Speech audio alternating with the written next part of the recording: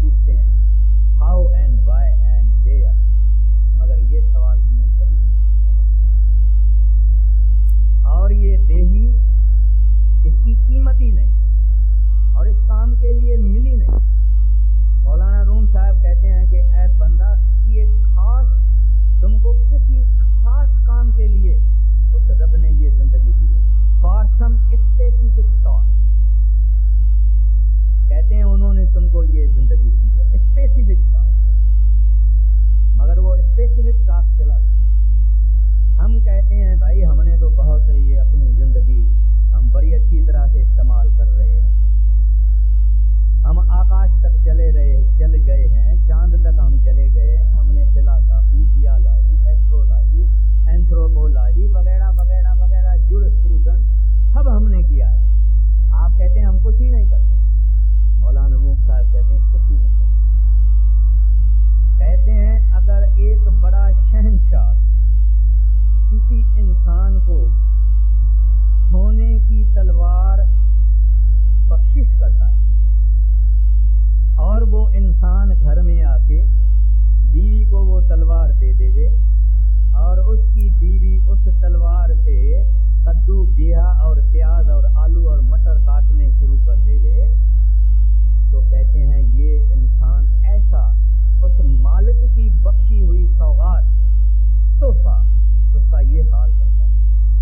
जो काम 4 आने का चाकू कर सकता है वो काम वो शहंशाही तलवार जो बख्शिश है इसको के संभाल के रखना चाहिए, जिससे कि मौजून बराबर प्रॉपर काम लेना चाहिए, वो काम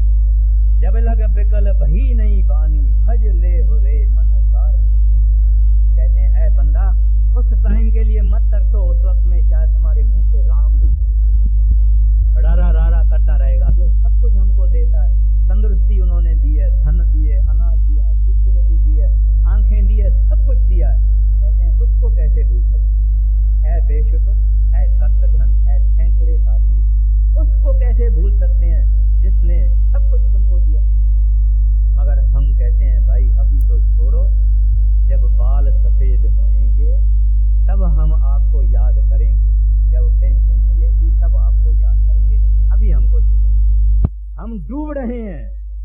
संत आते हैं, कहते हैं मुझे हाथ दो, तू मुझे फकत हाथ दो, मैं निकालूं। हम कहते हैं नहीं नहीं, हाथ नहीं देंगे, हमको डूबने दो, मगर हाथ नहीं देने को हम तैयार हैं।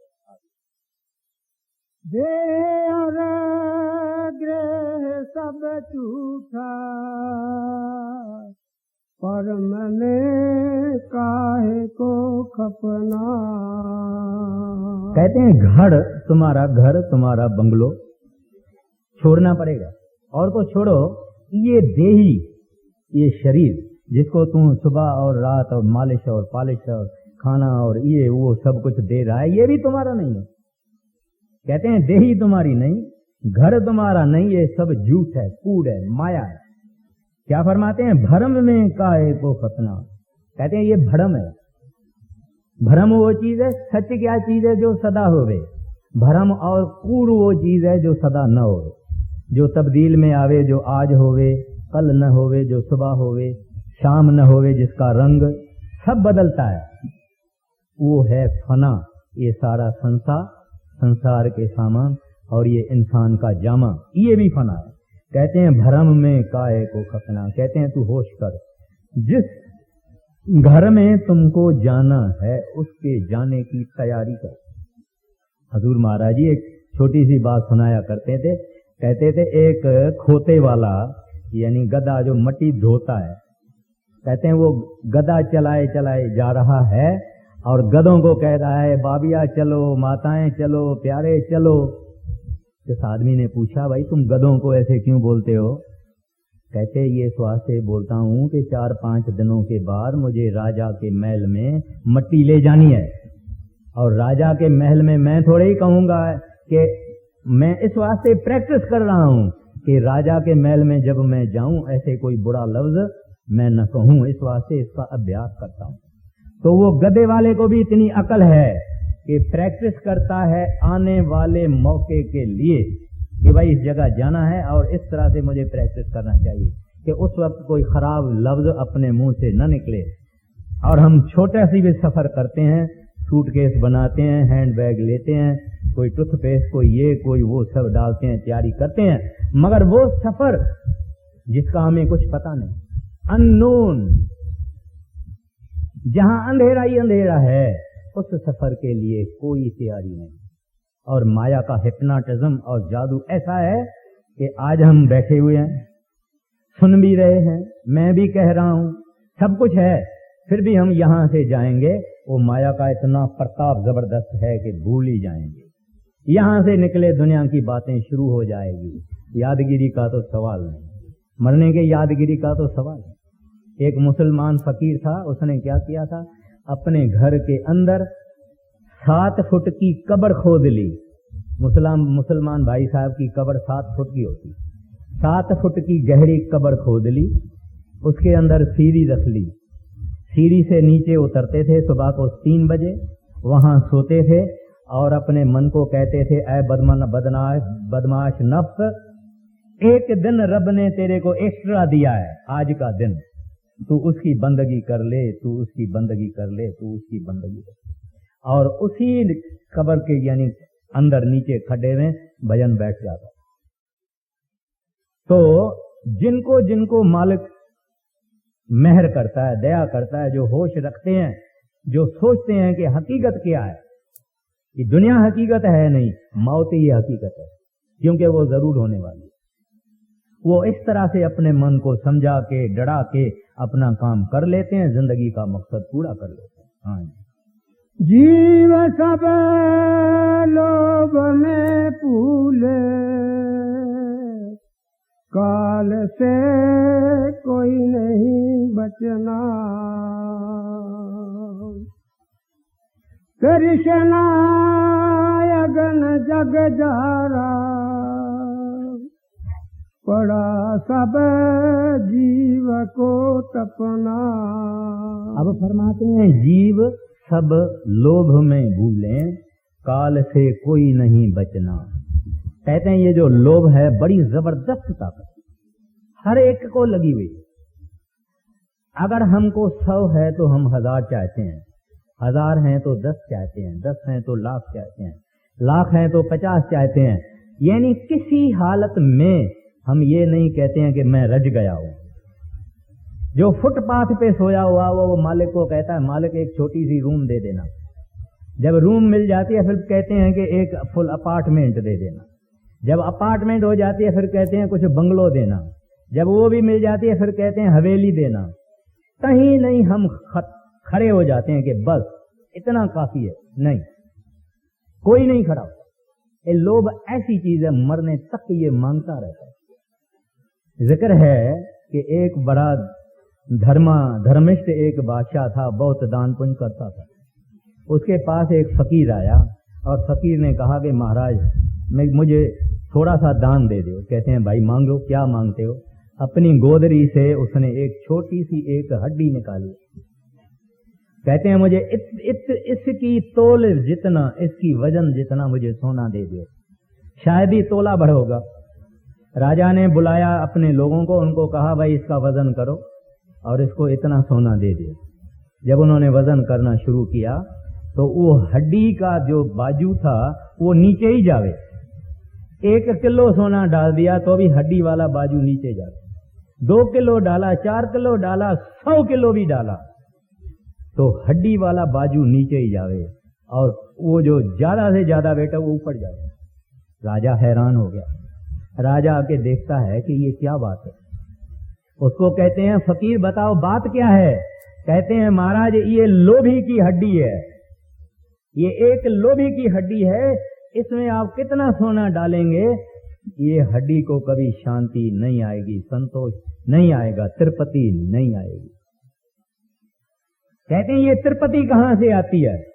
जब उसकी दया मेहर होती है, नाम की बख्शिश होती है, ये कमाई करता है। आगे ये कहता था लाओ लाओ लाओ और जब नाम ने अंदर प्रकाश किया कहता है कुछ नहीं चाहिए, कुछ नहीं चाहिए, कुछ नहीं। नाम तृप्ति दे सकता है और कोई चीज नहीं दे सकता। लाखों सारे जगत का इसको वाली कर दे, बादशाह कर दे तो भी ये मांगेगा, दूसरी बादशाहों में नजर डालेगा, फौजें इकट्ठी करेगा कि मैं पृथ्वी का भी बादशाह बनूं, आकाश का भी बादशाह बनूं। कभी इसको मुतमिन नहीं होगा, इत्मीनान नहीं आएगा, शांति नहीं आएगी। मगर एक दफा अंदर नाम प्रकट हो गया, इसको शांति आ जाती। ये शांति नाम के अंदर है। हाँ जी। कृष्ण अगन जग जारा, पड़ा सब जीव को तपना। और एक और चीज है जिसको कहते हैं ख्वाहिश, तृष्णा, आरज़ू, डिजायर। ये एक और जबरदस्त चीज है। हमारे जन्म और मरण का अगर कोई खास कारण है तो ये एक ख्वाहिश जो हम करते हैं हमारे अंदर अंतःकरण में उसका बीज चला जाता है और ये ख्वाहिश कभी न कभी उगलेगी। जब हमारी डिजायर लेसनेस की हालत होएगी, कोई ख्वाहिश जब नहीं है तब हमारा काम बनेगा। मगर कोई ऐसा आदमी नहीं है जो कि ख्वाहिश के बगैर ख्वाहिशें ही करते जाते हैं। हमने जब महाराज जी को अरदास की, मालिक को अरदास की कि दाता ये मेरे 3 काम कर ले, एक काम कर ले, वो पूरे हो गए, फिर दूसरी ख्वाहिशें, फिर वो पूरे हो गए, फिर दूसरी ख्वाहिशें, ख्वाहिशों से भरे हुए। गुरु अर्जन साहब जी महाराज के वक्त में साईं सुथरा एक फकीर था, कमाई वाला था। उसने किसी से पूछा भाई अपने मकान को मजबूत कैसे किया जाता है? तो लोगों ने उसको कहा भाई खंभले लगा दो, यानी पिलर्स लगा दो, कॉलम्स लगा दो, खंभले लगा दो। उसने अपने घर में सारे घर में खंभले लगा दिए और बाहर आके दरवाजे के बैठ गया गली में।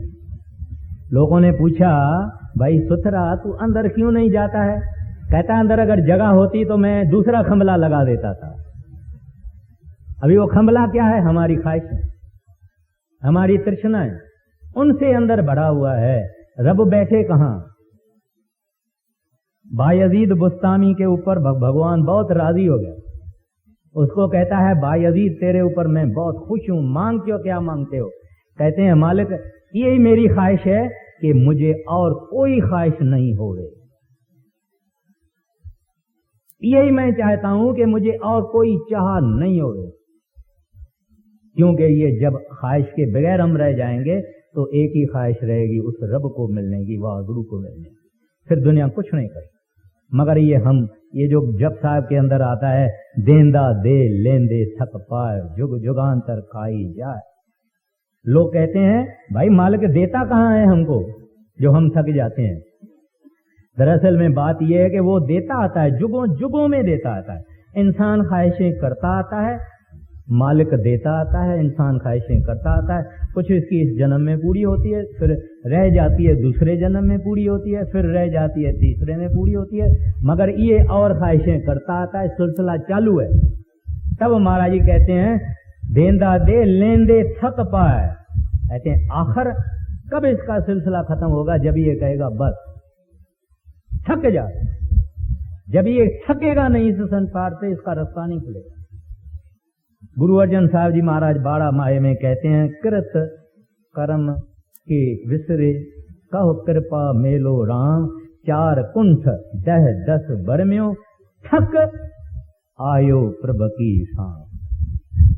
स्वामी जी महाराज भी सार वचन में कहते हैं, जब तक ये इंसान इस दुनिया से तंग नहीं आता है, इस दुनिया को दुख रूप नहीं समझता है, तब तक परमात्मा की तरफ ये मुंह नहीं करेगा। तब तक इसका मुंह दुनिया की तरफ ही है। जब थक जाएगा तब मालिक की तरफ ही ये मुंह करेगा, मगर हम थकते भी नहीं। हाँ जी। नहीं कोई राह बचने की, जले सब नरक की अगना। अब कहते हैं सिवाय इसके और कोई रास्ता है नहीं। पूरे संत के पास जाओ, नाम की बख्शिश मांगो, भीख मांगो, वो नाम की बख्शिश दे देवे और उसकी कमाई करो, और कोई रास्ता है नहीं। कहेंगे अगर दुनिया के पीछे लगे हुए हो तो क्या होगा? जलेंगे सब नरक की अग्नि। कहते हैं नरकों की अग्नियों में जलेंगे। हम जो खासकर पड़े हुए लोग हैं, हम कहते हैं नरक वर्क कहाँ है? नरक नहीं है, स्वर्ग नहीं है, सब इस दुनिया के ही अंदर हैं। हम दुख सुख यहाँ ही भोग रहे हैं, नरक वहां कहाँ है? बड़े महाराज जी को कुछ लोगों ने कहा, हजूर सचमुच नरक होते हैं क्या? कि हमको संत फकत डराते ही हैं। महाराज जी उस आदमी को वहां बट्ठा जो था पहले उस जमाने में, वहां बट्ठे पर ले गए और बट्ठे वाले को कहा भाई इसका दरवाजा थोड़ा खोलो, और लोगों को कहा कि तुम सब पीछे खड़े हो जाओ। जब वो दरवाजा खोला तो वहां से इतनी अग्नि और इतनी गर्मी आई बेहिसाब। महाराज जी ने कहा ये नरकों के अग्नि की एक चिंगारी भी नहीं है, तो ये झूठ नहीं है। और सब मजहबों में नरकों का हाल है। इस्लाम में नरकों का हाल है, यहूदियों के मजहब में नरकों का हाल है, हिंदुओं के मजहब में नरकों का हाल है, ग्रंथ साहिब के अंदर नरकों का हाल है। तो ये जो चीज है संत जो हमको कहते हैं ये सच कहते हैं। इस दुनिया के अंदर अगर एक आदमी 100 आदमियों को बंदूक से मार देवे, मशीन गन से मार देवे, उसको क्या होगा? एक फांसी। मारा इसने 100 को, मारा इसने 500 को, फांसी तो एक ही को आई। ये क्या इंसाफ है? इसका इंसाफ ऊपर होता है, यहां नहीं होता है। उसको कई दुख और कष्ट भोगने पड़ते हैं, उसका भी बड़ी नरकों का अहवाल है। तो इस वास्ते हमको स्वामी जी महाराज सावधान करते हैं, भाई इस रास्ते को पकड़ो, नहीं तो अग्नि में जलोगे, नरकों में जाओगे। हाँ जी। जलेंगे आग में निसदिन, बहुर पोगे जन्म मरना। पटकते वे फिरे खानी,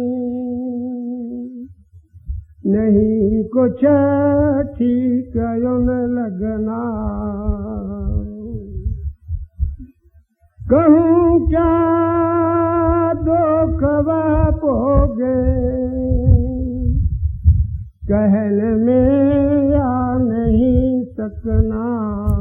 कहते हैं इस संसार में दुखों का कोई अंत नहीं है, दुखों का कोई जिक्र ही नहीं हो सकता। इतने इतने दुख हैं, ऐसे ऐसे दुखों के अंदर इंसान तकलीफ और मुसीबतें बर्दाश्त कर रहा है, लेकिन इसको रास्ता नहीं बराबर मिलता, और रास्ता बराबर ये लेता नहीं। अगर एक आदमी की बीवी किसी पर पुरुष के साथ बन जावे, बुरे रास्ते पे चली जावे, उस आदमी के दिल का हाल देखो। देखो उसको क्या चैन है, न सुबह चैन है, रात चैन है, दफ्तर में जावे चैन नहीं है, हर हालत में वो पचता है अग्नि। एक आदमी की लड़की अगर ठीक रास्ते पर नहीं चलती है, उससे दुख पूछ ले। जिन लोगों को सुबह को खाने के लिए नहीं है, दोपहर को खाने के नहीं है, रात को खाने के लिए नहीं है, अखबारों में पढ़ के देखो, कुएं में फैमिली सारी फैमिली सुसाइड करती है, अखबारों में पढ़े जाते हैं। क्यों? दुख के बगैर कोई मरता है।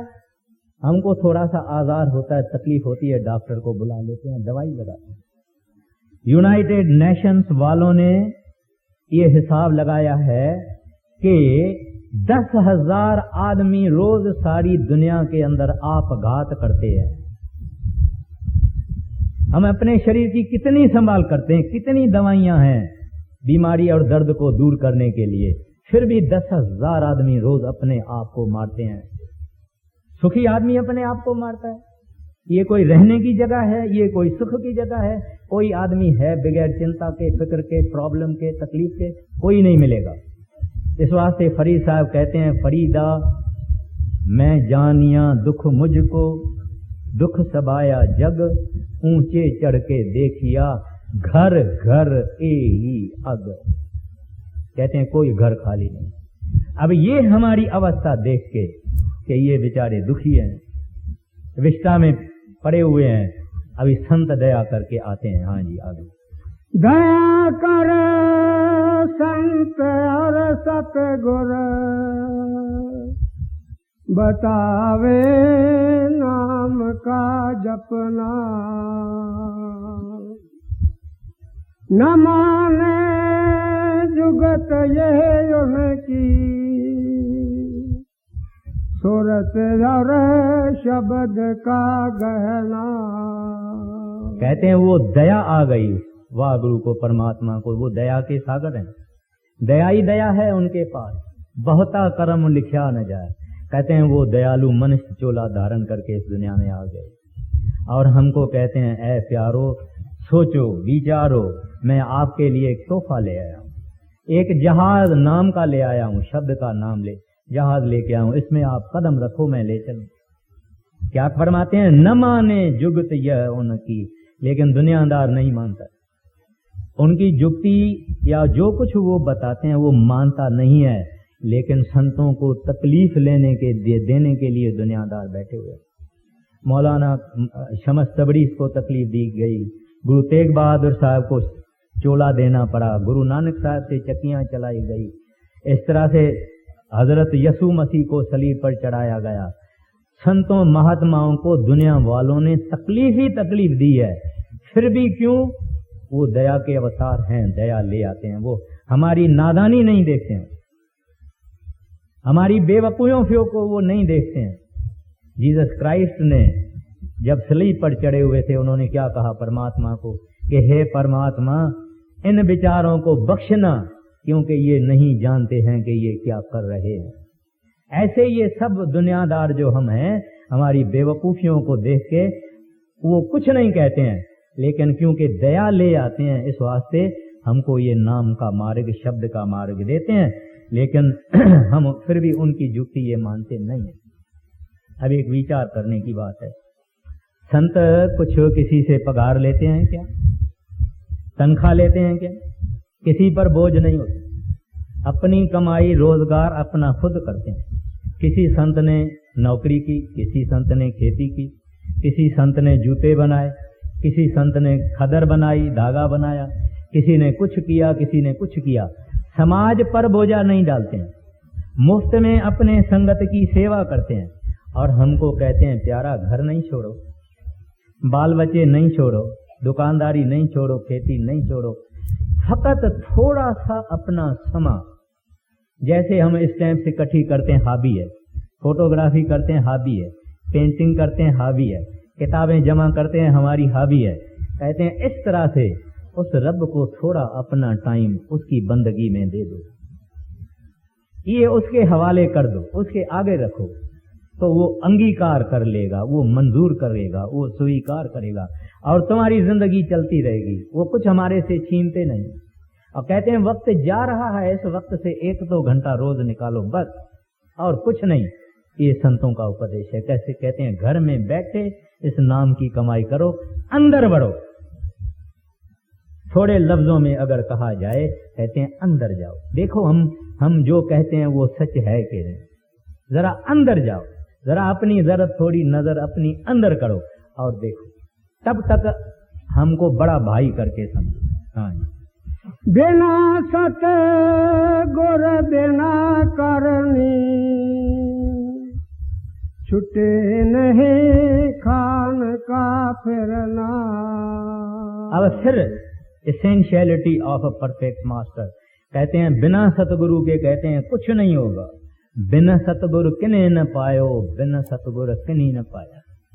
कहते हैं सारी तवारीख लिखते, जीसस क्राइस्ट कहते हैं nobody reaches the border but by me. कहते हैं कोई परमात्मा के दरवाजे पे नहीं जा सकता, मेरे दरवाजे से जाना पड़ेगा। संत गेट हैं वाहगुरु के दरगाह में जाने की, इस दरवाजे से जाना होगा।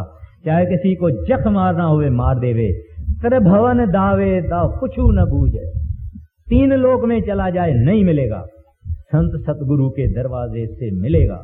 इनके वहां से गुजर के जाना है, वरना दरवाजा मालिक का बंद है। और ये सिस्टम नेचुरल है, वाहगुरु ने रब ने खुद बनाई।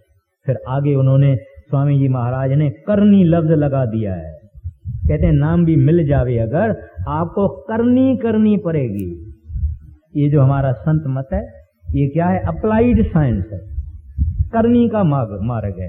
ये नहीं कि किसी ने किताब पढ़ लिया, 100 किताब पढ़ लेवे, पूरा गुरमत सिद्धांत हजम कर लेवे, सारा पूरा गुरमत सिद्धांत याद कर लेवे, मगर अगर भजन नहीं करता तो वो पहाड़ों में रहने वाली बीबी जो दस्तखत भी नहीं कर सकती है, जो मतलब को मतबल बोलती है, वो उस पंडित से 1000 गुना अच्छी है जो नाम की कमाई करके अंदर गई है। तो कहते हैं इस वास्ते करनी पड़ेगी। बड़े महाराज जी के पास कोई जाते थे, महाराज कहते काको तू मेरा कम कर दी है, मेरा कम कर दी है। कम हमारा है, जाना हमको है सचखंड में, इस दुनिया से छुड़ाना हमको है, लेकिन संतों की दया और रहमत देखो। कहते हैं तू साडा कम कर दिए और हमारा हाल देखिए। तो कहते हैं इसके बगैर नहीं जाएगा। और ये काम भी खुद कराने वाले हैं, मेहनत भी ये कराने वाले हैं, रहमत भी ये करने वाले हैं, मगर हमको भी कुछ कदम आगे बढ़ाना चाहिए। हाँ जी। कहाँ लगे मैं कहूँ उनको, कोई नहीं मानता कहना। हुए मन मुख फिरे दुख में, बचन गुर का नहीं माना। पुजावे आपको जग में, गुरु की सेवा नहीं करना। फिक्र नहीं जीव का अपने, पड़ेगा नरक में फुकना। समझ कर तार लो मन में, कहे राधा स्वामी निज बचना।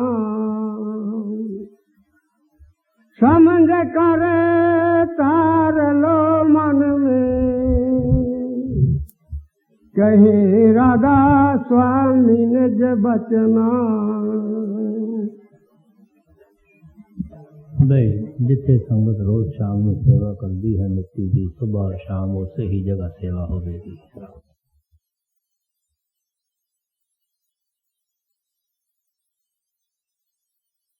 एक खोते वाला यानी गधा जो मट्टी ढोता है, कहते हैं वो गधा चलाए चलाए जा रहा है और गधों को कह रहा है बाबिया चलो, माताएं चलो, प्यारे चलो। इस आदमी ने पूछा भाई तुम गधों को ऐसे क्यों बोलते हो?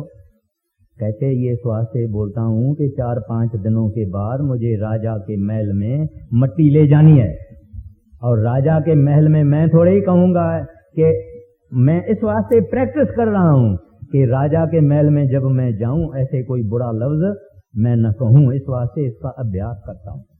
तो वो गधे वाले को भी इतनी अकल है कि प्रैक्टिस करता है आने वाले मौके के लिए कि भाई इस जगह जाना है और इस तरह से मुझे प्रैक्टिस करना चाहिए कि उस वक्त कोई खराब लफ्ज अपने मुंह से न निकले। और हम छोटे सी भी सफर करते हैं, सूटकेस बनाते हैं, हैंड बैग लेते हैं, कोई टूथपेस्ट, कोई ये कोई वो सब डालते हैं, तैयारी करते हैं, मगर वो सफर जिसका हमें कुछ पता नहीं, अननोन, जहां अंधेरा ही अंधेरा है, उस सफर के लिए कोई तैयारी नहीं। और माया का हिप्नोटिज्म और जादू ऐसा है कि आज हम बैठे हुए हैं, सुन भी रहे हैं, मैं भी कह रहा हूं, सब कुछ है, फिर भी हम यहां से जाएंगे, वो माया का इतना प्रताप जबरदस्त है कि भूल ही जाएंगे। यहां से निकले दुनिया की बातें शुरू हो जाएगी। यादगिरी का तो सवाल नहीं, मरने के यादगिरी का तो सवाल है। एक मुसलमान फकीर था, उसने क्या किया था, अपने घर के अंदर 7 फुट की कब्र खोद ली। मुसलमान भाई साहब की कब्र 7 फुट की होती, 7 फुट की गहरी कब्र खोद ली, उसके अंदर सीढ़ी रख ली, सीढ़ी से नीचे उतरते थे, सुबह को 3 बजे वहां सोते थे और अपने मन को कहते थे, ऐ बदमाश नफ्स, एक दिन रब ने तेरे को एक्स्ट्रा दिया है, आज का दिन तू उसकी बंदगी कर ले, तू उसकी बंदगी कर ले, तू उसकी बंदगी कर ले। और उसी कब्र के यानी अंदर नीचे खड्डे में भजन बैठ जाता। तो जिनको जिनको मालिक मेहर करता है, दया करता है, जो होश रखते हैं, जो सोचते हैं कि हकीकत क्या है, कि दुनिया हकीकत है नहीं, मौत ही हकीकत है, क्योंकि वो जरूर होने वाली है, वो इस तरह से अपने मन को समझा के डरा के अपना काम कर लेते हैं, जिंदगी का मकसद पूरा कर लेते हैं। हाँ, जीव सब लोभ में फूले, काल से कोई नहीं बचना, कृष्णा अगन जग जारा, पड़ा सब जीव को तपना। अब फरमाते हैं जीव सब लोभ में भूले, काल से कोई नहीं बचना। कहते हैं ये जो लोभ है बड़ी जबरदस्त ताकत, हर एक को लगी हुई। अगर हमको 100 है तो हम 1000 चाहते हैं, 1000 हैं तो 10 चाहते हैं, 10 हैं तो लाख चाहते हैं, लाख हैं तो 50 चाहते हैं। यानी किसी हालत में हम ये नहीं कहते हैं कि मैं रज गया हूं। जो फुटपाथ पे सोया हुआ वो मालिक को कहता है, मालिक एक छोटी सी रूम दे देना। जब रूम मिल जाती है फिर कहते हैं कि एक फुल अपार्टमेंट दे देना। जब अपार्टमेंट हो जाती है फिर कहते हैं कुछ बंगलो देना। जब वो भी मिल जाती है फिर कहते हैं हवेली देना। कहीं नहीं हम खड़े हो जाते हैं कि बस इतना काफी है। नहीं, कोई नहीं खड़ा होता। ये लोभ ऐसी चीज है, मरने तक ये मांगता रहता है। जिक्र है कि एक बड़ा धर्मिष्ठ एक बादशाह था, बहुत दान पुण्य करता था। उसके पास एक फकीर आया और फकीर ने कहा कि महाराज मुझे थोड़ा सा दान दे दो। कहते हैं भाई मांगो, क्या मांगते हो? अपनी गोदरी से उसने एक छोटी सी एक हड्डी निकाली। कहते हैं मुझे इसकी तोल जितना, इसकी वजन जितना मुझे सोना दे दो, शायद ही तोला भर होगा। राजा ने बुलाया अपने लोगों को, उनको कहा भाई इसका वजन करो और इसको इतना सोना दे दे। जब उन्होंने वजन करना शुरू किया तो वो हड्डी का जो बाजू था वो नीचे ही जावे। 1 किलो सोना डाल दिया तो भी हड्डी वाला बाजू नीचे जावे। 2 किलो डाला, 4 किलो डाला, 100 किलो भी डाला तो हड्डी वाला बाजू नीचे ही जावे और वो जो ज्यादा से ज्यादा बेटा वो ऊपर जावे। राजा हैरान हो गया। राजा आके देखता है कि ये क्या बात है। उसको कहते हैं फकीर बताओ बात क्या है? कहते हैं महाराज ये लोभी की हड्डी है, ये एक लोभी की हड्डी है, इसमें आप कितना सोना डालेंगे ये हड्डी को कभी शांति नहीं आएगी, संतोष नहीं आएगा, तृप्ति नहीं आएगी।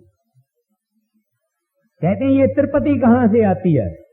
जब उसकी दया मेहर होती है, नाम की बख्शिश होती है, ये कमाई करता है। आगे ये कहता था लाओ लाओ लाओ और जब नाम ने अंदर प्रगास किया, कहता है कुछ नहीं चाहिए, कुछ नहीं चाहिए, कुछ नहीं। नाम तिरुपति दे सकता है और कोई चीज नहीं दे सकता। लाखों सारे जगत का इसको वाली कर दे, बादशाह कर दे, तो भी ये मांगेगा, दूसरी बादशाहों में नजर डालेगा, फौजें इकट्ठी करेगा कि मैं पृथ्वी का भी बादशाह बनूं, आकाश का भी बादशाह बनूं। कभी इसको मुतमिन नहीं होगा, इत्मीनान नहीं आएगा, शांति नहीं आएगी। मगर एक दफा अंदर नाम प्रकट हो गया, इसको शांति आ जाती। ये शांति नाम के अंदर है। हाँ जी। कृष्ण अगन जग जारा, पड़ा सब जीव को तपना। और एक और चीज है जिसको कहते हैं ख्वाहिश, तृष्णा, आरज़ू, डिजायर। ये एक और जबरदस्त चीज है। हमारे जन्म और मरण का अगर कोई खास कारण है तो ये एक एक ख्वाहिश जो हम करते हैं, हमारे अंदर अंतःकरण में उसका बीज चला जाता है और ये ख्वाहिश कभी न कभी उगलेगी। जब हमारी डिजायर लेसनेस की हालत होएगी, कोई ख्वाहिश जब नहीं है, तब हमारा काम बनेगा। मगर कोई ऐसा आदमी नहीं है जो कि ख्वाहिश के बगैर ख्वाहिशें ही करते जाते हैं। हमने जब महाराज जी को अरदास की, मालिक को अरदास की कि दाता ये मेरे 3 काम कर ले, एक काम कर ले, वो पूरे हो गए, फिर दूसरी ख्वाहिशें, फिर वो पूरे हो गए, फिर दूसरी ख्वाहिशें, ख्वाहिशों से भरे हुए। गुरु अर्जन साहब जी महाराज के वक्त में सुथरा साईं सुथरा एक फकीर था, कमाई वाला था। उसने किसी से पूछा, भाई अपने मकान को मजबूत कैसे किया जाता है? तो लोगों ने उसको कहा, भाई खंभले लगा दो, यानी पिलर्स लगा दो, कॉलम्स लगा दो, खंभले लगा दो। उसने अपने घर में, सारे घर में खंभले लगा दिए और बाहर आके दरवाजे के बैठ गया गली में।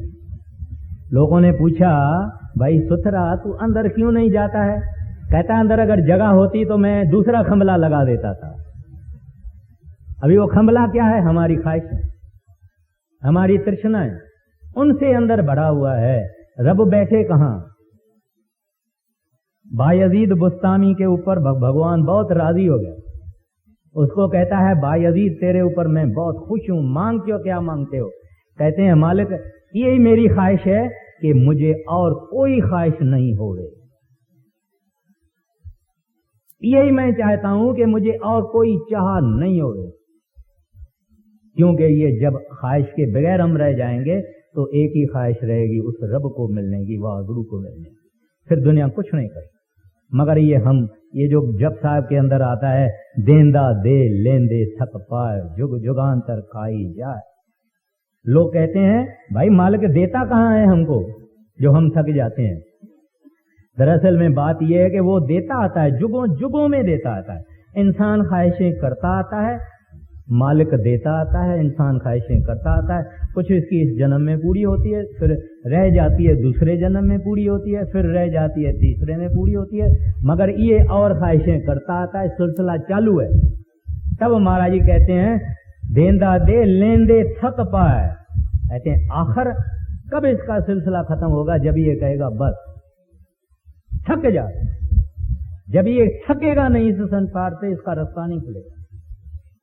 गुरु अर्जन साहब जी महाराज बाड़ा माहे में कहते हैं, कृत कर्म के विसरे कह कृपा मेलो राम, 4 कुंठ दह 10 बरम्यो, थक आयो प्रभ की शाम। स्वामी जी महाराज भी सार वचन में कहते हैं, जब तक ये इंसान इस दुनिया से तंग नहीं आता है, इस दुनिया को दुख रूप नहीं समझता है, तब तक परमात्मा की तरफ ये मुंह नहीं करेगा। तब तक इसका मुंह दुनिया की तरफ ही है। जब थक जाएगा तब मालिक की तरफ ही ये मुंह करेगा। मगर हम थकते भी नहीं। हाँ जी। नहीं कोई राह बचने की,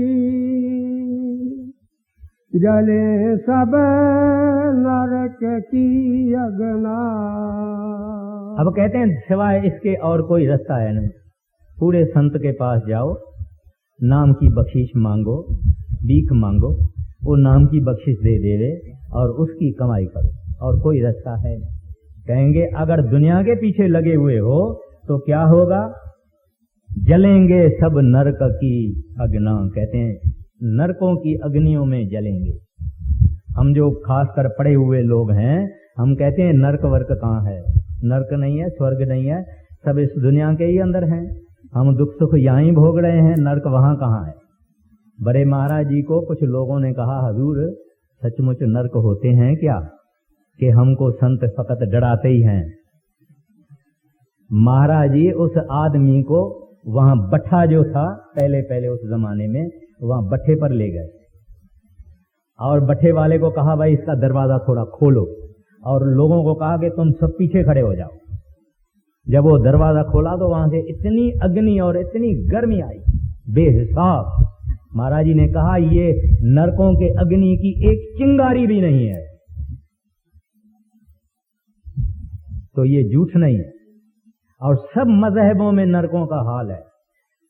इस्लाम में नरकों का हाल है, यहूदियों के मजहब में नरकों का हाल है, हिंदुओं के मजहब में नरकों का हाल है, ग्रंथ साहिब के अंदर नरकों का हाल है। तो ये जो चीज है संत जो हमको कहते हैं ये सच कहते हैं। इस दुनिया के अंदर अगर एक आदमी 100 आदमियों को बंदूक से मार देवे, मशीन गन से मार देवे, उसको क्या होगा? एक फांसी। मारा इसने 100 को, मारा इसने 500 को, फांसी तो एक ही को आई। ये क्या इंसाफ है? इसका इंसाफ ऊपर होता है, यहां नहीं होता है। उसको कई दुख और कष्ट भोगने पड़ते हैं, उसका भी बड़ी नरकों का अहवाल है। तो इस वास्ते हमको स्वामी जी महाराज सावधान करते हैं, भाई इस रास्ते को पकड़ो, नहीं तो अग्नि में जलोगे, नरकों में जाओगे। हाँ जी, जलेंगे आग में निस्दिन, बहुर पोगे जन्म मरना, पटकते वे फिरे खानी, नहीं कुछ ठीक में लगना, कहूँ क्या दुख वह पोगे, कहने में या नहीं सकना। कहते हैं इस संसार में दुखों का कोई अंत नहीं है, दुखों का कोई जिक्र ही नहीं हो सकता। इतने इतने दुख हैं, ऐसे ऐसे दुखों के अंदर इंसान तकलीफ और मुसीबतें बर्दाश्त कर रहा है, लेकिन इसको रास्ता नहीं बराबर मिलता, और रास्ता बराबर ये लेता नहीं। अगर एक आदमी की बीवी किसी पर पुरुष के साथ बन जावे, बुरे रास्ते पे चली जावे, उस आदमी के दिल का हाल देखो, देखो उसको क्या चैन है, न सुबह चैन है, रात चैन है, दफ्तर में जावे चैन नहीं है, हर हालत में वो पचता है अग्नि। एक आदमी की लड़की अगर ठीक रास्ते पर नहीं चलती है, उससे दुख पूछ ले। जिन लोगों को सुबह को खाने के लिए नहीं है, दोपहर को खाने के नहीं है, रात को खाने के लिए नहीं है, अखबारों में पढ़ के देखो, कुएं में फैमिली सारी फैमिली सुसाइड करती है, अखबारों में पढ़े जाते हैं। क्यों? दुख के बगैर कोई मरता है। हमको थोड़ा सा आजार होता है, तकलीफ होती है, डॉक्टर को बुला लेते हैं, दवाई लगाते हैं। यूनाइटेड नेशंस वालों ने ये हिसाब लगाया है कि 10,000 आदमी रोज सारी दुनिया के अंदर आपघात करते हैं। हम अपने शरीर की कितनी संभाल करते हैं, कितनी दवाइयां हैं बीमारी और दर्द को दूर करने के लिए, फिर भी 10,000 आदमी रोज अपने आप को मारते हैं। सुखी आदमी अपने आप को मारता है। ये कोई रहने की जगह है? ये कोई सुख की जगह है? कोई आदमी है बगैर चिंता के, फिक्र के, प्रॉब्लम के, तकलीफ के? कोई नहीं मिलेगा। इस वास्ते फरीद साहब कहते हैं, फरीदा मैं जानिया दुख मुझको, दुख सबाया जग, ऊंचे चढ़ के देखिया, घर घर ए ही अग। कहते हैं कोई घर खाली नहीं। अब ये हमारी अवस्था देख के कि ये बेचारे दुखी हैं, विष्ठा में पड़े हुए हैं, अभी संत दया करके आते हैं। हाँ जी, आगे। दया कर संत और सतगुर, बतावे नाम का जपना, न माने जुगत ये उनकी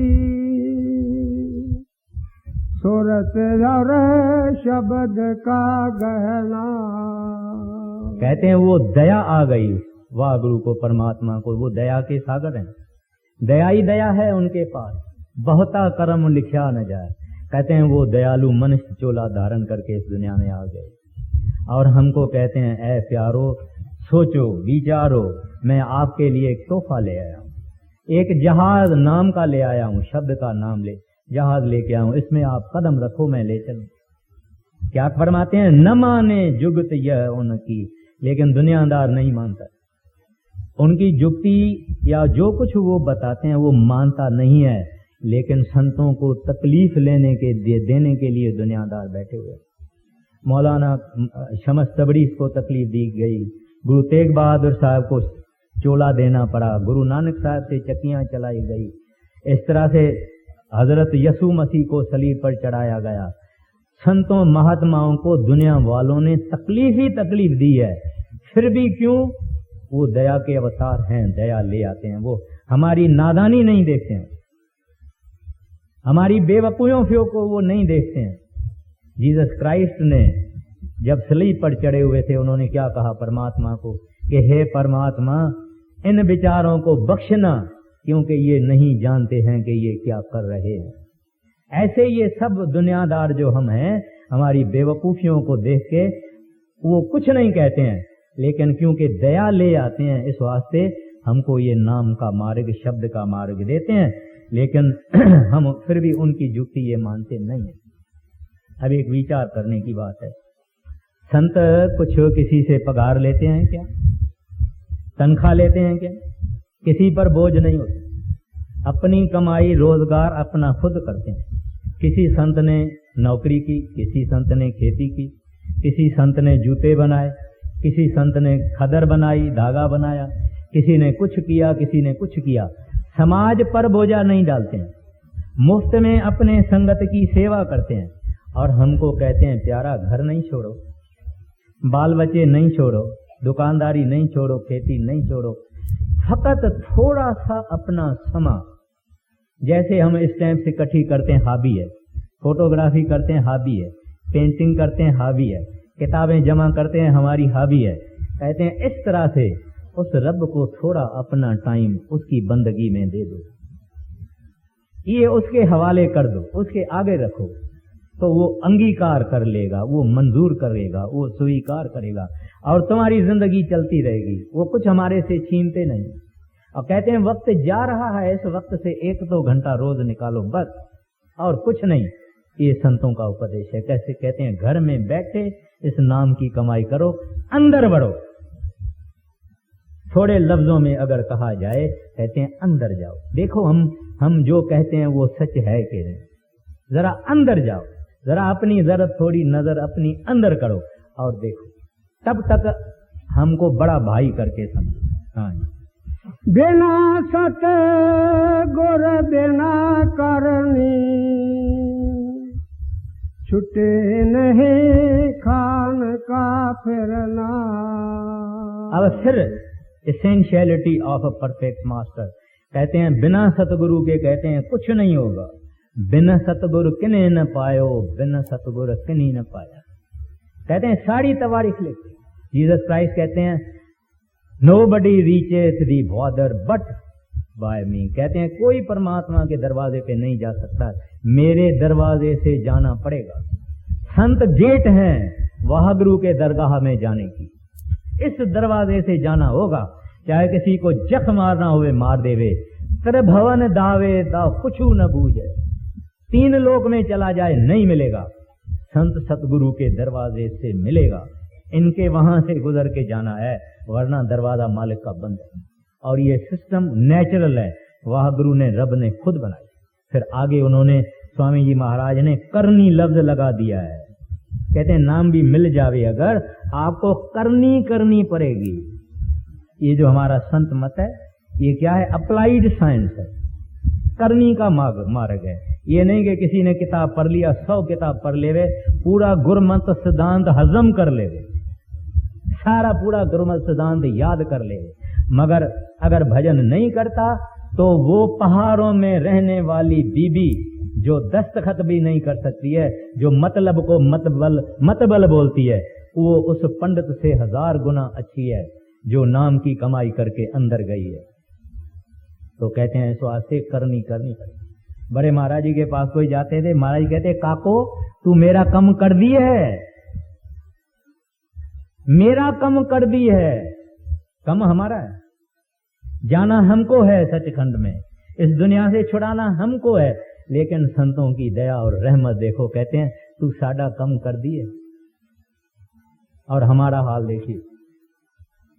तो कहते हैं इसके बगैर नहीं जाएगा। और ये काम भी खुद कराने वाले हैं, मेहनत भी ये कराने वाले हैं, रहमत भी ये करने वाले हैं, मगर हमको भी कुछ कदम आगे बढ़ाना चाहिए। हाँ जी। कहाँ लगे मैं कहूँ उनको, कोई नहीं मानता कहना, हुए मन मुख फिरे दुख में, बचन गुर का नहीं माना,